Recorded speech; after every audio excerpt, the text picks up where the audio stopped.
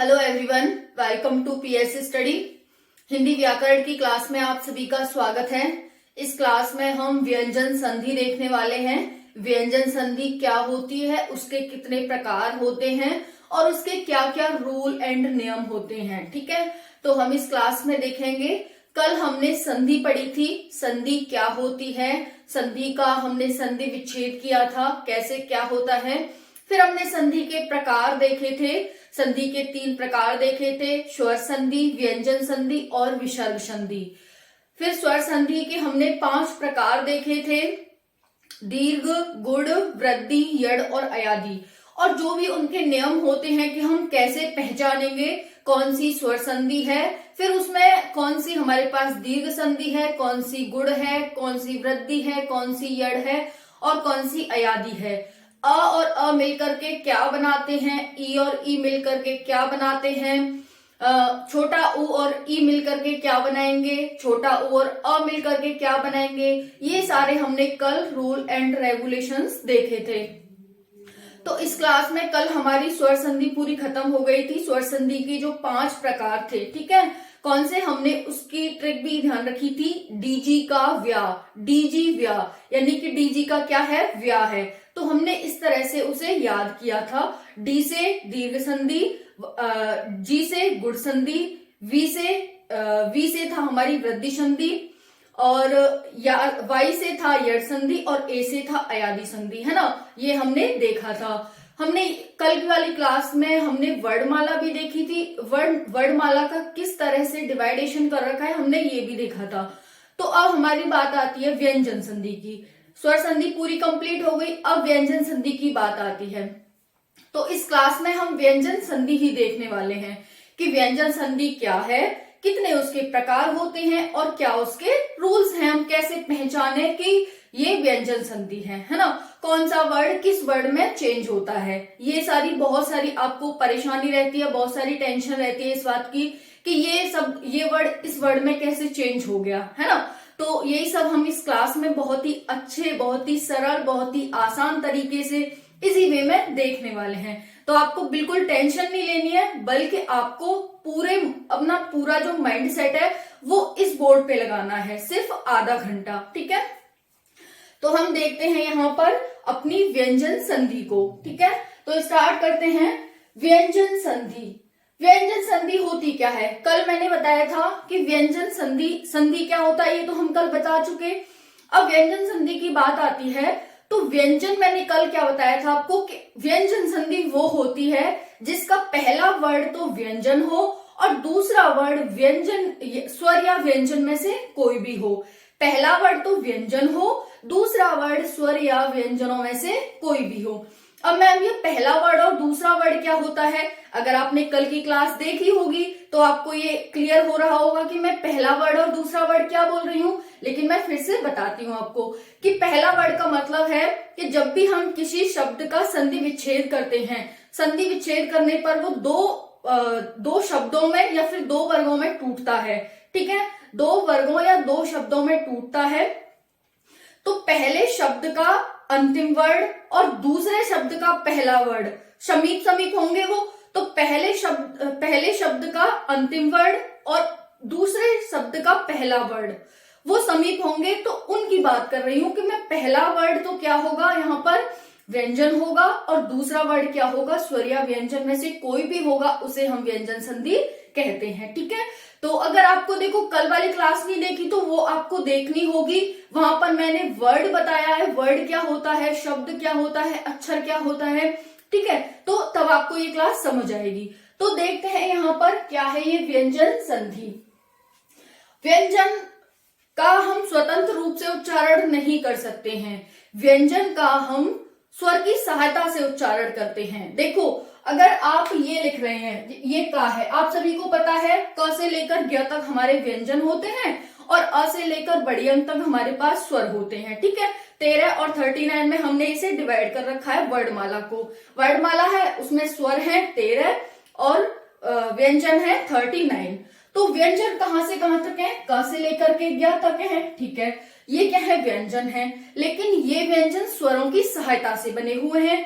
अगर मैं इसे शुद्ध रूप में इसे व्यंजन लिखूंगी ना, क को शुद्ध रूप इसका व्यंजन लिखूंगी तो मैं क को लिखूंगी क, हलंत लगाऊंगी और लिखूंगी अ। ठीक है, यानी कि ये तो हो गया हमारे पास व्यंजन और ये हो गया स्वर। ओके, तो व्यंजन होते हैं उनमें हलंत लगा होता है, हम उसी से पहचानते हैं कि ये व्यंजन है। अगर किसी भी वर्ड में हलंत लगा हुआ है तो आप समझ जाना कि ये क्या है, व्यंजन। तो जब भी हम व्यंजन संधि को देखते हैं तो उसमें हलंत लगा होगा, ये इसकी विशेषता है। आप इससे पहचान सकते हैं जब भी आपको एग्जामिनर पूछता है, कभी आपको संधि विच्छेद दे दिया है ना कि इसमें से पहचानो कौन सी, मतलब संधि विच्छेद करके दे दिया, जैसे तत् प्लस मय। ठीक है, अब ये क्या बनता है, तत् प्लस मय तन्मय बनता है। ठीक है, तो ये दे दिया। अब एग्जामिनर ने ये दिया, आपको 4 ऑप्शन दे दिए इसी तरह से, अलग अलग तरह से। अब वो पूछ रहा है उसमें आपको एक ये दे दिया तत्मय, तो आप कैसे पहचानेंगे, इसमें तो हलंत लगा हुआ है और ये ही व्यंजन संधि है।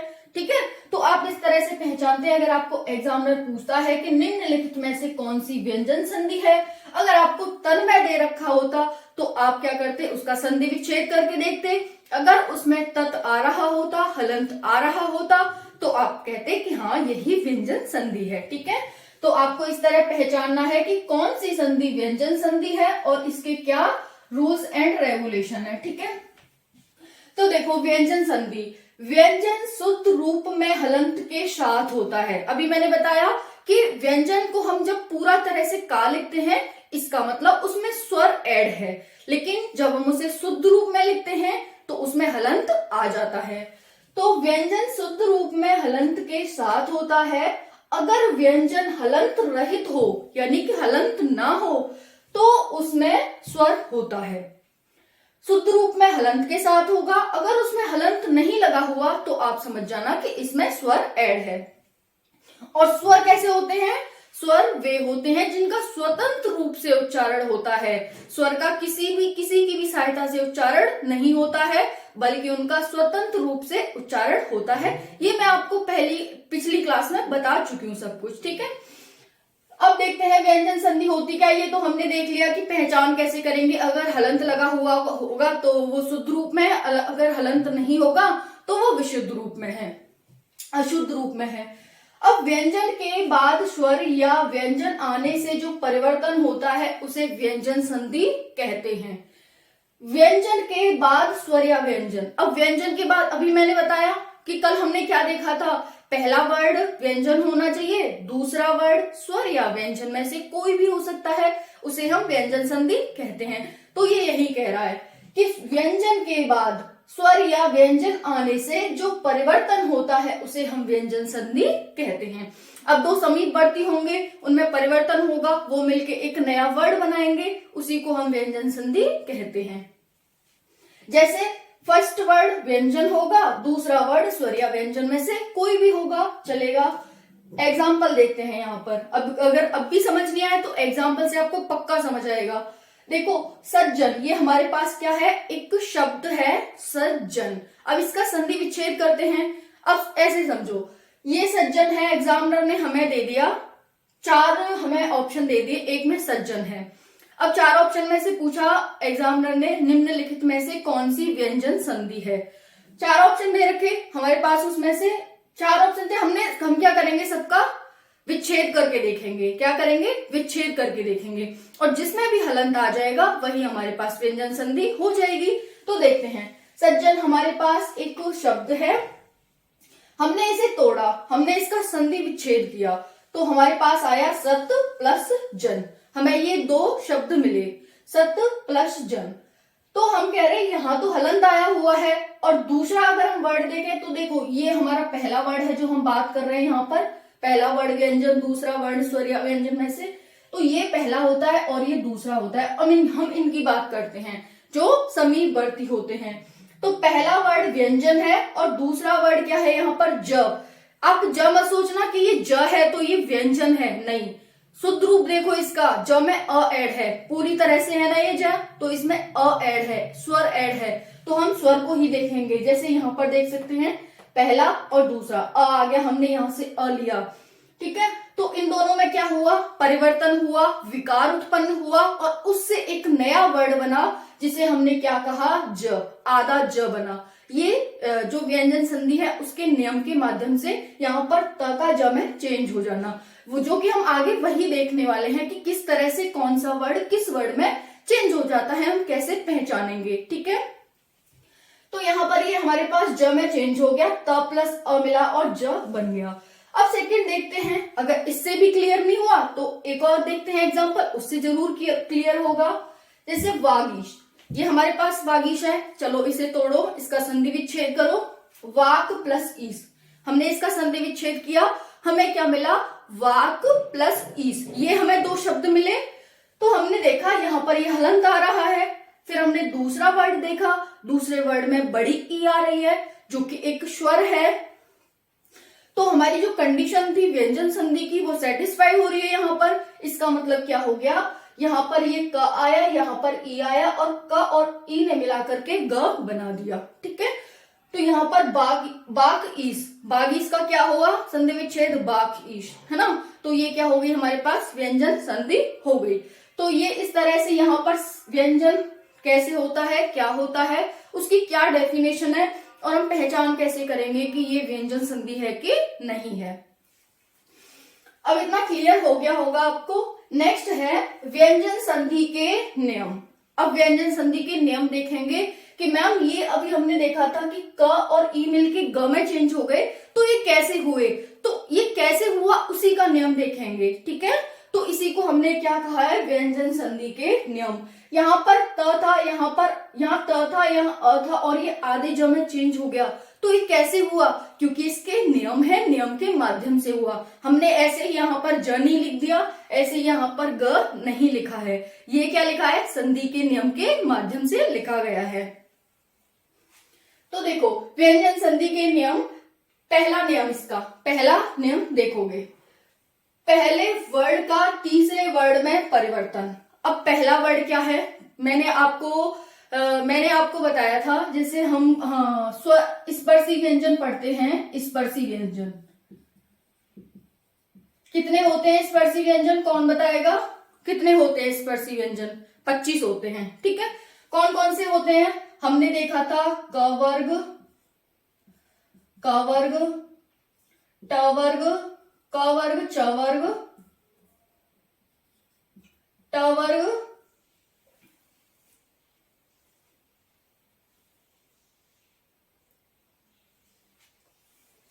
त वर्ग और प वर्ग, क वर्ग, च वर्ग, ट वर्ग, त वर्ग और प वर्ग, ये 5-5 होते हैं, तो 5-5 25, 5 वर्ग हैं, उनमें 5-5 वर्ड होते हैं, तो 5 × 5 25 इस तरह से होते हैं। तो हमने जो क वर्ग था इसे हमने क्या कहा था, इसे हमने कहा था कंठ, क्योंकि जो क वर्ग के जितने भी वर्ड है ना वो हम कंठ से बोलते हैं, क, ख, ग, घ, य, है ना, कंठ से, है ना। फिर हम च वर्ग उठाया, हमने च वर्ग को कैसे बोलते हैं, हमने इसे कहा था तालु वर्ग, क्योंकि च वर्ग के जितने भी वर्ड हैं, 5 वर्ड हैं, उन्हें हम तालु से बोलते हैं, च। अब आपकी जीभ उठेगी, अभी आपका कंठ यहां से आवाज आ रही थी क वर्ग में, च वर्ग में आपकी जीभ उठेगी, च, छ, ज, झ, य, है ना, ये हो गया। फिर ट वर्ग, अब हमने इसे ट वर्ग को क्या कहा था, कंठ तालु मूर्धा, ट वर्ग को हमने क्या कहा था, मूर्धा। अब देखो ट को बोलो, मूर्धा से आवाज आएगी ट, यानी कि जीभ मूर्धा पे, ऊपर वाला जो हमारा मूर्धा है ना उस पे लगेगी जीभ। अभी नहीं लग रही थी च वर्ग में, च आगे की साइड लग रही थी, दांतों के बिल्कुल पास जाके, लेकिन अब सीधा ऊपर जाके लगेगी, ट, ठ, ड, ढ, ह्य, है ना। तो क्या है, ये हमारी जीभ ऊपर जा रही है और फिर थोड़ा सा टर्न हो रही है, पीछे जाके लग रही है मूर्धा पे। हमारा मूर्धा कहाँ होता है, तालु के बिल्कुल ऊपर पीछे की साइड, तो ये मूर्धा होता है। ट वर्ग में हम ऐसे बोलते हैं, इसे मूर्धा कहा था हमने। जब हम त वर्ग की बात करते हैं तो कंठ तालु मूर्धा, ये कंठ तालव्य था, त क्या था, कंठ तालव्य, यानी कि कंठ और तालु दोनों से इसकी आवाज आएगी त की, त, यानी कि अंदर से भी आवाज निकलेगी और जीभ भी उठेगी, त, थ, द, ध, य, त, थ, द, ध, य। तो हमारी यहाँ पर ट में क्या है, कंठ तालव्य है और इसमें कंठ और मूर्धा, कंठ और तालु दोनों से आवाज आ रही है। फिर प वर्ग था, इसे हमने कंठोष्ठ कहा था, कंठोष्ठ। प प प जीभ किसी से नहीं टच हो रही। कंठोष्ठ में क्या होता है, किसी से सिर्फ कंठ से आवाज आती है। ट प फ यानी कि हमारे होठ बजेंगे बस। तो कंठोष्ठ यही होता है जब हमारे होठ एकदम चिपक जाते हैं, एक दूसरे के पास आ जाते हैं और कंठ से आवाज निकलती है। प फ ब भ म, प फ ब भ म। तो ये हमारा क्या था, कंठोष्ठ था। कंठ और ओष्ठ, कंठ और ओष्ठ को हम कंठोष्ठ कहते हैं। और कंठोष्ठ की आवाज कैसे आती है, जो हमारा प वर्ग है वो कंठोष्ठ है। इसमें कंठ और ओष्ठ, कंठ और ओष्ठ अंदर से ये आवाज आएगी और हमारे होठ भी बजेंगे, होठ भी एक दूसरे से टच होंगे। प फ ब भ म, प फ ब भ म। ठीक है, तो ये था हमारे पास 5 वर्ग थे हमारे पास कंठोष्ठ। तो हमने इस तरह से इन्हें देखा था, हमारे पास इस तरह से हमने देखा था। अब मैं यहीं पर बात करने वाली हूं, अगर किसी वर्ग का पहला वर्ण, किसी वर्ग का यानी कि व्यंजन संधि है तो व्यंजन की बात होगी, यानी ये व्यंजन है हमारे पास, स्पर्शी व्यंजन की बात कर रहे हैं। अगर किसी वर्ग का पहला वर्ण यानी कि किसी वर्ग का पहला वर्ण क है, च है, ट है, प है, त है और प है, तो किसी वर्ग का पहला वर्ण क, च, ट, त, प आए तो ये वर्ग तीसरा वर्ड क्या हो जाएगा, क, ख, ग, च, छ, ज, ट, ठ, ड। ठीक है, तो ज, ड ये आ रहे हैं, त, थ, द, प, फ, ब इनमें परिवर्तित हो जाते हैं। ओके, तो जब भी किसी वर्ग का आपको जब संधि विच्छेद करते हैं और आपको पहला वर्ड वहां पर क्या मिलता है, इनमें से कोई मिलता है, ये वर्ड आ जाए तो ये वर्ड तीसरे वर्ड में परिवर्तित हो जाते हैं। तीसरे वर्ड ये रहे यहाँ पर। अब हम संधि देखते हैं, जैसे क का ग हो जाएगा, च का ज हो जाएगा, ट का ड, त का द, प का ब। वाक प्लस ईस, आपने एग्जामिनर ने आपने उसने कोई आपको शब्द दिया और आपने उसका संधि विच्छेद करके देखा कि इसमें कौन सी संधि है, पहले देखते हैं। तो आपको वागीस दिया, आपने वाक प्लस ईस, इसका मतलब कोई संधि दे रखी है यहाँ पर, वाक प्लस ईस, वाक प्लस ईस कोई संधि दे रखी है। तो आपने देखा इसका ये क्या है, क है, यानी पहला वर्ड क्या हो गया, क हो गया, और दूसरा वर्ड क्या हो गया, यहाँ पर ई हो गया।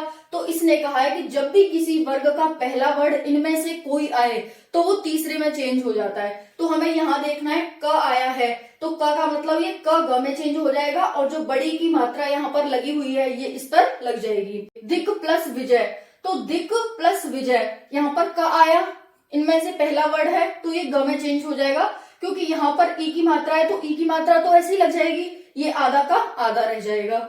लेकिन यहाँ पर क्या है, यहाँ पर वाक और यहाँ पर बड़ी की मात्रा थी तो यहाँ पर इस तरह से ये आ गया। नेक्स्ट है च प्लस ज, च का ज में चेंज हो जाना, च का ये प्लस नहीं है, च का ज में चेंज हो जाना। ये कह रहा है जब ये आएगा तो इस तरह से, च का ज में हम ऊपर देख चुके हैं तो उस तरह से इनमें चेंजेस होते हैं। तो च अच प्लस अंत आपने देखा तो अब देखो आपको ये दे रखा हो तो आप ये करके देखेंगे, अजंत आपको देख रखा हो एग्जामिनर ने तो आप उसका संधि विच्छेद करेंगे।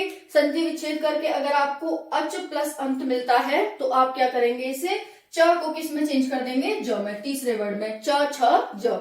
तो यहाँ पर क्या हो जाएगा, अजंत। अज प्लस आदि, अब यहाँ पर क्या मिल गया, ज मिल गया। अब ये क्या बनेगा, है ना, क्या बनेगा, तो ज किस में चेंज हो जाएगा, ज किस में चेंज हो जाएगा, ज का यहाँ पर ज ही रहेगा। जब भी आपको ज मिलता है, तीसरा वर्ड मिलता है तो उस वही रहता है। पहला वर्ड मिले तो तीसरे में चेंज हो जाएगा, लेकिन तीसरा ही वर्ड मिल जाए तो वो उसी में चेंज हो जाएगा, तीसरा वर्ड ही। अज प्लस आदि, अजादि। नेक्स्ट है ट का ड में परिवर्तन, सट प्लस आनंद। तो सट यानी कि ट है तो ट का ड में ट ठ ड, तीसरे वर्ड में, तो षडानन हो जाएगा, ट का ड हो जाएगा, बाकी सभी एज इट इज आ जाएगा। फिर है षट प्लस रिपु, ये कैसे चेंज होगा, ये ट ड में चेंज हो जाएगा, षड रिपु, षड रिपु। नेक्स्ट है त का द में चेंज, जब भी आपको त मिल जाए पहला वर्ड तो उसे ग में चेंज कर देंगे। सत प्लस भावना सद्भावना, सत प्लस गुण सदगुण, त का द में चेंज होना। फिर है प का ब में चेंज होना, अप प्लस जय, प मिला तो अब ब में चेंज करेंगे, अब्ज। अब कोई मात्रा है नहीं तो आधा का आधा आएगा, अब्ज। सो प प्लस अंत, तो प का किस में चेंज होना, ब में चेंज होना, सुबंत। ओके, ये अंकी बिंदी लग रही है तो इस पर अंकी बिंदी आ जाएगी, और ये आधा प था, आ मिलेगा इसके साथ, और ये सुबंत बन जाएगा।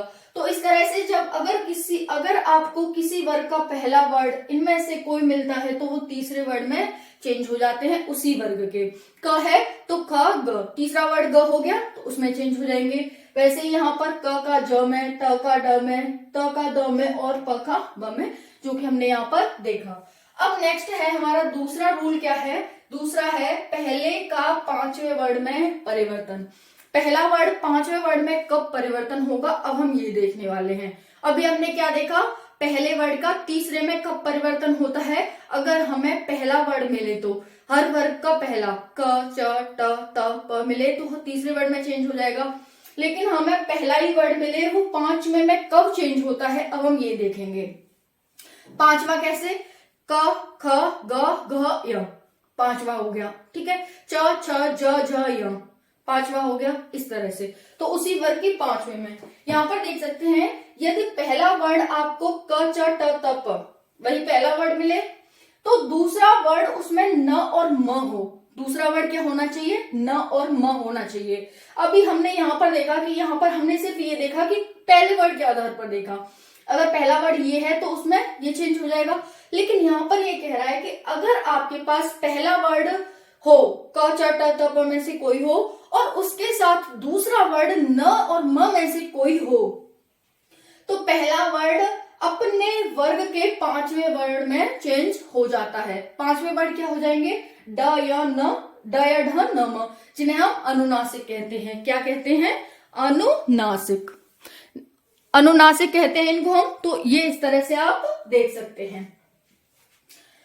ओके, अब यहाँ पर देखेंगे क वही आएंगे, तो इनका ड में, ट का ढ में, त का न में कब चेंज होगा। तो देखो क यहाँ पर वाक प्लस म आया। अब कहें, अब हमने वो तो वाक तो यहाँ पर भी देखा था, लेकिन हमने क्या देखा यहाँ पर स्वर आ रहे हैं, सम्य स्वर था एक तरह से देखा जाए तो। आप देख सकते हैं सम्य स्वर है, यहाँ पर उ की मात्रा, यहाँ पर ई की मात्रा, यहाँ पर आ की, इस तरह। तो आप ये भी कर सकते हैं यहाँ पर कि अगर किसी वर्ग का पहला वर्ड ये हो और दूसरा वर्ड कोई स्वर हो तो वो अपने के तीसरे में चेंज हो जाते हैं। यहाँ पर ये आप ऐड कर लेना, ठीक है, कि अगर किसी वर्ग का ये हो और दूसरा वर्ड की कोई स्वर हो तो वो अपने के तीसरे में चेंज हो जाते हैं। लेकिन यदि किसी वर्ड का ये पहले वर्ड ये हो और दूसरा वर्ड में से न और म आ जाए तो वो अपने के पांचवें वर्ड में चेंज हो जाते हैं। वाक प्लस में, यहाँ पर तो वही था सेम, लेकिन हमें यहाँ पर म मिला तो न और म की बात ये कर रहा है, तो यहाँ पर वाड में हो जाएगा, यानी कि क है वो ड में चेंज हो जाएगा, मैं सेम आ गया, वा सेम आ गया। फिर ट का ढ में चेंज कब होगा, सट प्लस मुख, अब वही न आएगा या म आएगा, तो सट मुख आया, यानी कि हमने देखा यहाँ पर म आ रहा है तो सन मुख हो जाएगा। फिर त प्लस न आ रहा है तो अत प्लस मत, फिर यहाँ पर उन्मत हो जाएगा। ये तत् प्लस मय तन्मय हो जाएगा, तत् प्लस मय ये न में चेंज हो गया। यहाँ पर चित्त प्लस मय चिन्मय हो गया। जगत प्लस नाथ क्या हो जाएगा, आप बताएंगे मुझे, तो जगत प्लस नाथ जगन्नाथ हो जाएगा, है ना, न में यहाँ पर चेंज हो जाएगा। तो इतना आप देख सकते हैं, जब त आए तो वो न में चेंज हो जाएगा, ट आए तो वो ढ में चेंज हो जाएगा। जैसा कि यहाँ पर ये ट ढ में चेंज हो गया। त न में कब चेंज होगा, जब म आया यहाँ पर त म न बना दिया, त म न बना दिया, थ म न बना दिया, त म न बना दिया। ओके, यहाँ पर ट आया था तो इसने ढाढ़क्कन वाला बना दिया, यहाँ पर क और म आए थे तो यहाँ पर ड बना दिया।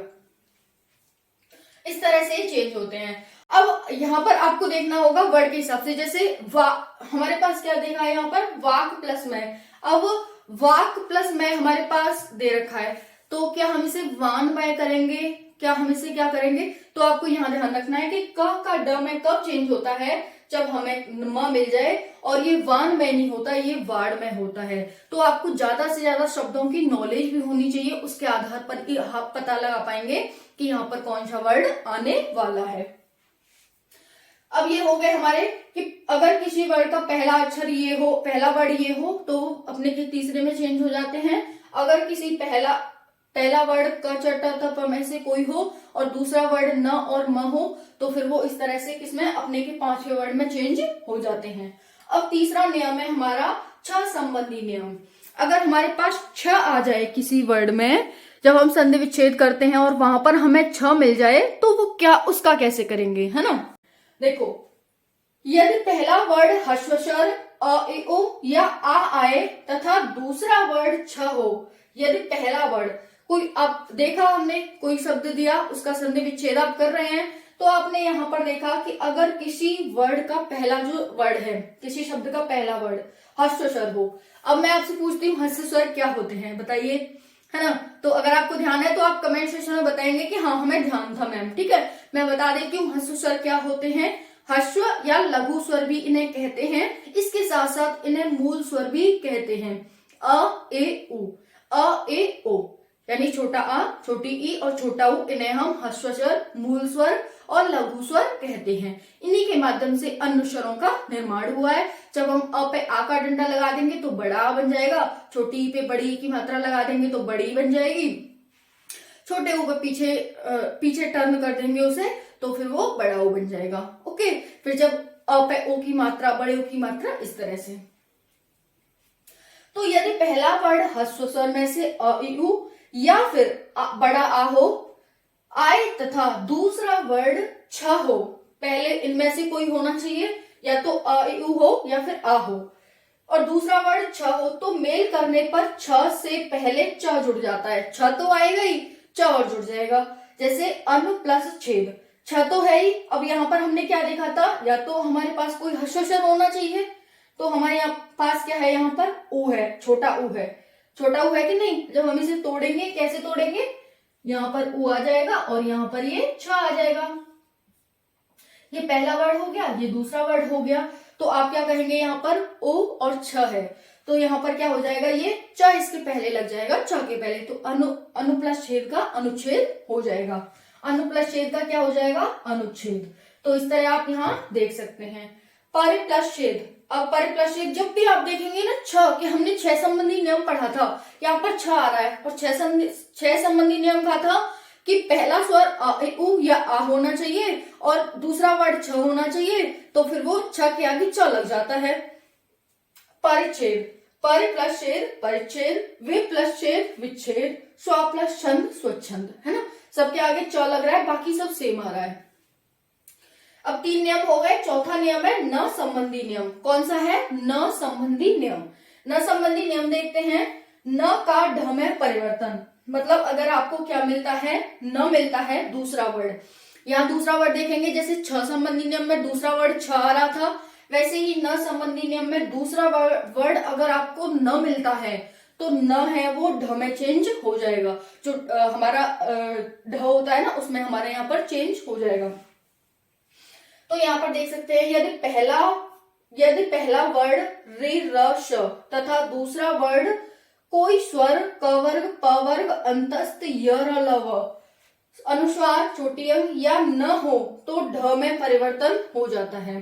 तो पहला वर्ड क्या होना चाहिए, री होनी चाहिए, र होना चाहिए, श होना चाहिए, और दूसरा वर्ड कोई स्वर हो, अ ई उ ये सारे हों, या फिर कोई क वर्ग में से हो, क ख ग घ, या फिर प वर्ग में से, या फिर अंतस्थ व्यंजन हो य र ल व में से, या फिर कोई अनुस्वार हो, जैसे छोटी अंग, अनुस्वार को हम छोटी अंग कहते हैं, या फिर न हो दूसरा वर्ड, तो वो ढ में परिवर्तन हो जाता है। देखो ये इतना आपको हो गया। जैसे एग्जांपल देखते हैं, पर प्लस नाम। अब आपने यहाँ पर न देखा, तुरंत आपके माइंड में क्लिक करेगा ये तो न संबंधी नियम है, तो आप क्या करेंगे, यहाँ पर रि भी आ रहा है, ये भी कंडीशन सेटिस्फाई हो रही है, पहला वर्ड र है और दूसरा वर्ड न भी है, तो पर ना को ढ में चेंज कर देंगे, बाकी सब सेम, ना को ढ में चेंज हो जाएगा, पर प्लस नाम का परिणाम हो जाएगा। वैसे ही त्रश प्लस न। अब आपने जैसे देखा न दूसरा वर्ड, आपके माइंड में तुरंत क्लिक किया ये तो न संबंधी नियम है। पहचानेंगे कैसे? ये व्यंजन लगा हुआ है तो व्यंजन संधि है, और पीछे ना लगा हुआ है इसका मतलब ये ना संबंधी नियम लगा हुआ है यहाँ पर। तो त्रिश प्लस ना का ढ में चेंज हो जाएगा, बाकी सब सेम आ जाएगा, त्रिश सेम आ जाएगा। फिर नार प्लस अयन। अब देखो न कहीं भी हो, यहाँ पर आपको पता चल गया ये यहाँ पर र उड़ा हुआ है नार, ठीक है। तो यहाँ पर आपको पता चला नार प्लस अयन, यानी कि र भी आ रहा है और न भी आ रहा है, इसका मतलब न संबंधी नियम है। तो नार प्लस ये दोनों आ बना देंगे और न का ढ में चेंज हो जाएगा। फिर ये एक बार देख सकते हैं मर प्लस अन, मर प्लस अन, तो यहाँ पर आ आया और पीछे न भी आया, तो ये किसमें मरण, न का ढ में चेंज हो गया, बाकी सब सेम आ गया। तो इस तरह से आपको ये ध्यान रखना है, इस तरह पहचाननी है आपको ये कौन सी संधि है। अब हम नेक्स्ट देखते हैं, यहाँ पर नेक्स्ट क्या कह रहा है हमसे, कुछ और मतलब देखो इसमें 1 2 3 4 5 इसके 7 नियम है। 7 नियम बहुत ही इजी तरीके से मैं एक और बार रिपीट कराऊंगी आपको, तो आपको और अच्छे से याद हो जाएगा, ठीक है। तो टेंशन तो बिल्कुल भी मत लेना आप, बिल्कुल भी, क्योंकि यहाँ पर जब आप आए हो पीएस स्टडी पर तो ऐसा नहीं है, बिल्कुल भी कभी नहीं हो सकता कि आपको याद ना हो। याद कैसे नहीं होगा, पहले प्यार से समझाएंगे फिर आपको ट्रिक के माध्यम से समझाएंगे, याद होना तो लाजमी है। तो देखो अब 5वां नियम क्या है, त संबंधी नियम है। इसमें भी कई कैटेगराइजेशन है, लगभग 6 कैटेगराइजेशन है इसमें। तो त संबंधी नियम देखते हैं। त संबंधी नियम क्या कह रहा है, त संबंधी नियम कह रहा है त के बाद, यानी पहला वर्ड त मिलेगा आपको, उसके बाद च और छ हो, दूसरा वर्ड च और छ हो, तो त च में चेंज हो जाता है। उत प्लस चारण, यहाँ पर त मिल गया, दूसरा वर्ड आपको च या छ में से कोई मिल गया, च मिल गया, तो आपके माइंड में तुरंत क्लिक किया त संबंधी नियम क्या कहता है। त संबंधी का पहला नियम कहता है कि यदि पहला वर्ड त हो और दूसरा वर्ड में से च या छ हो तो त च में चेंज हो जाता है। तो यहाँ पर च मिला हमें, तो ये त है वो च में चेंज हो जाएगा, आधा च यहाँ पर आ जाएगा, तो ये उत प्लस चारण का उच्चारण हो जाएगा। जगत प्लस छाया, अब यहाँ पर छ देखा आपने तो आप तुरंत क्लिक किया, ये त संबंधी नियम है, हमने छा देखा यहाँ पर, है ना। तो छाया और यहाँ पर त आ रहा है, तो ये त संबंधी नियम इससे पहचानेंगे कि त आ रहा है, सब में त होगा, आप देखेंगे ना सब में त होगा, तो इससे आप पहचानेंगे त संबंधी नियम। फिर देखेंगे दूसरा वर्ड क्या है, दूसरा वर्ड छ है, इसका मतलब ये त संबंधी नियम है, तो ये त है वो च में चेंज हो जाएगा। तो यहाँ पर जगत सेम है, त का च में चेंज हो गया, छाया ऐसे ही आ गया। फिर है सत्य प्लस चरित्र, त का च में चेंज होना, वही च आ रहा है, यहाँ पर भी च आ रहा है, तो त संबंधी नियम है सच्चरित्र, उत प्लस चरित्र उच्चरित्र, है ना। अब त संबंधी नियम का ही दूसरा नियम क्या है, दूसरा नियम देखते हैं। यदि त के बाद ज और झ आए, यहाँ पर त के बाद च और छ आ रहे थे, यहाँ पर त के बाद ज और झ आए तो त ज में चेंज हो जाता है, त ज में चेंज हो जाता है। जैसे सत्य प्लस जन, अब त से आप पहचान लेंगे त संबंधी नियम है। अच्छा, त संबंधी नियम है, मैम ने पढ़ाया था कि त संबंधी नियम है, त तो आएगा ही पहले वर्ड में, दूसरे वर्ड में च और छ आए तो च में चेंज हो जाता है, यदि ज और झ आए तो त ज में चेंज हो जाता है। सत्य प्लस ज आ रहा है तो ज किस में चेंज हो जाएगा, ज में, तो सत्य प्लस जन सज्जन हो जाएगा। जगत प्लस जननी, त आ रहा है ज आ रहा है तो जगत जननी हो जाएगा, आधे ज में ये चेंज हो जाते हैं सभी, यहाँ पर भी आधे च में चेंज हो रहा था, यहाँ पर भी आधे ज में चेंज हो जाएगा। उत प्लस ज्वल, उत प्लस ज्वल, तो त का आधे ज में चेंज हो जाना, उज्ज्वल। उज्ज्वल हमेशा ही शुद्ध रूप में ऐसे लिखा जाता है, ये एग्जामिनर बहुत बार आपसे पूछता है, बहुत टाइम पूछ चुका है ये, मतलब मैनी टाइम पूछ चुका है कि उज्ज्वल शुद्ध रूप में कैसे लिखा जाता है। जो वाक्य शुद्धि होती है, शुद्ध शब्दी जो हमारे पास जो शुद्ध शब्द आते हैं ना, उसमें आपसे बहुत बार पूछ चुका है, शुद्ध वर्तनी वाले। फिर है उत प्लस झटिका, तो च है और जहां त है यहाँ पर ज है तो उज्झटिका, ओके। फिर है त के बाद यदि ट और ढ हो तो त क्रमशः ट और ड में चेंज हो जाते हैं। त तो होगा ही, त संबंधी नियम है तो पहला वर्ड त ही चलेगा।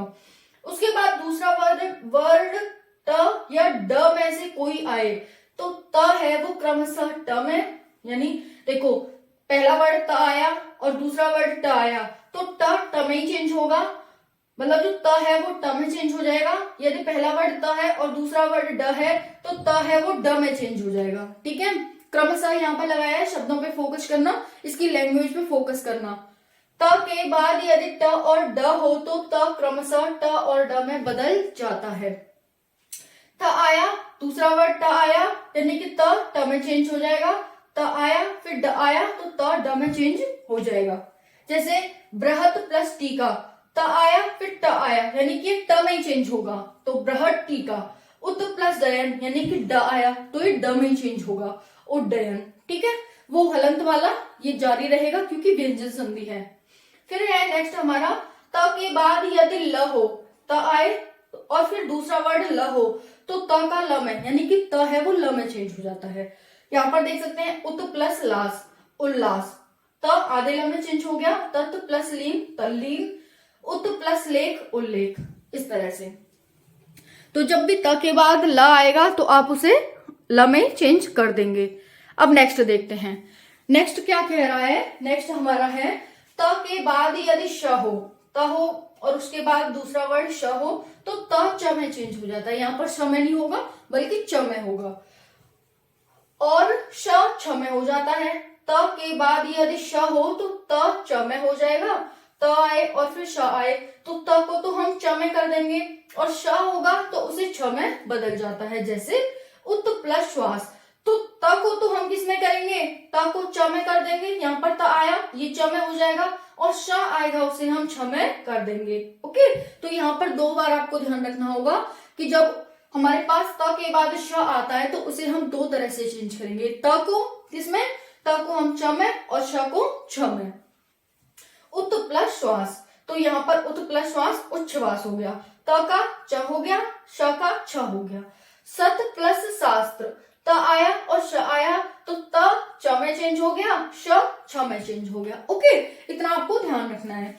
नेक्स्ट है त के बाद यदि ह हो तो, त होगा पहला वर्ड और दूसरा वर्ड ह हो तो त द में चेंज हो जाता है और ह ध में चेंज हो जाता है। यहाँ पर भी आपको ड्वेल सिस्टम लगा हुआ है, ये भी आपको ध्यान रखना है।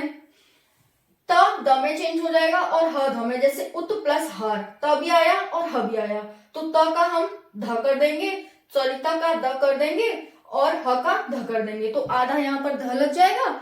और उद्धार हम ऐसे लिखते हैं तो वैसे लिखेंगे, उत प्लस हत, त आया और ह आया तो यहाँ पर उद्धत हो गया। ओके, तो इस तरह से ये हमारी व्यंजन संधि थी और इनके क्या थे, ये हमारा कैटेगराइजेशन था, ये हमारे रूल एंड नियम थे जो हम व्यंजन संधि पढ़ते हैं। इस क्लास को पढ़ने के बाद आपका कोई भी डाउट नहीं रहेगा। ये मेरी मेरा ये एक्सपीरियंस भी है कि मैंने इस संधि को, जो हिंदी व्याकरण है, उसे इतने अच्छे से पढ़ रखा है कि मैं आज आपको यहाँ पर पढ़ा पा रही हूँ, है ना। तो आपको ये अगर कोई भी डाउट रहता है, बस इसमें दो नियम और बच रहे हैं, स और म के। पहला वर्ड स और म के, ये दो हमारे पास बच रहे हैं। ये हमने यहाँ पर 5 पढ़ लिए, 2 और बच रहे हैं। टोटल 7 नियम है व्यंजन संधि के, वो हम नेक्स्ट क्लास में देखेंगे। कल हम विसर्ग संधि और व्यंजन संधि को पहले पूरा खत्म करेंगे, उसके बाद हम विसर्ग संधि पढ़ेंगे। तो जो हमारी संधि की टेंशन रहती है वो सारी खत्म हो जाएगी। उसके बाद हम एक और क्लास ले लेंगे, मैं आपको करके बताऊंगी और पूछूंगी यहाँ से कि इसमें बताओ कौन सी संधि है ना। तो उससे और ज्यादा क्लियर हो जाएगा, संधि की टेंशन बिल्कुल खत्म हो जाएगी। तो यहाँ पर अगर आपको कोई भी डाउट रहा हो, कोई भी आपको दिक्कत आई हो तो मुझे कमेंट सेक्शन में आप जरूर बताना। मिलते हैं नेक्स्ट क्लास में। जय हिंद, जय भारत।